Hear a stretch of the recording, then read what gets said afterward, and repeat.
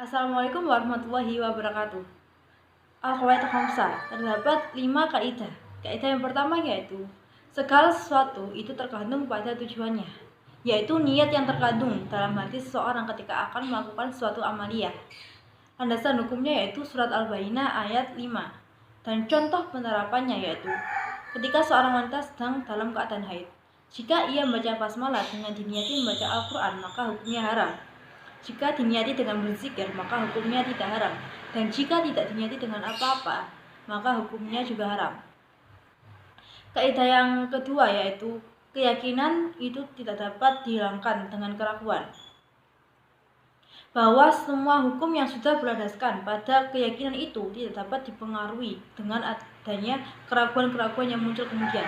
Sebab keraguan yang muncul setelah adanya keyakinan tidak dapat menghilangkan hukum yakin yang sudah ada.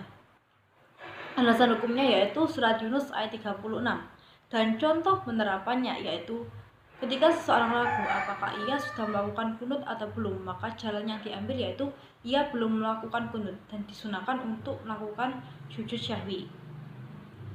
Kaidah yang ketiga yaitu kesulitan itu menarik pada kemudahan. Taisir yaitu keringanan atau kelonggaran yang disebabkan oleh adanya kesukaran sebagai pengecualian daripada kaidah umum. Dan musyaqqat yaitu kesukaran yang dalamnya mengandung unsur-unsur terpaksa dan kepentingan. Landasan hukumnya yaitu surat Al-Baqarah ayat 195. Dan contoh penerapannya yaitu seperti najis ma'fu atau dimaafkan, yaitu najis yang tidak dapat dihindari. Kaidah yang keempat yaitu kemudaratan harus dihilangkan. Seperti yang dikatakan oleh Izzuddin Ibnu Abdul As-Salam bahwa syariah itu bertujuan untuk meraih kemaslahatan dan menolak kemafsadatan. Landasan hukumnya yaitu surat Al-A'raf ayat 55 dan contoh penerapannya yaitu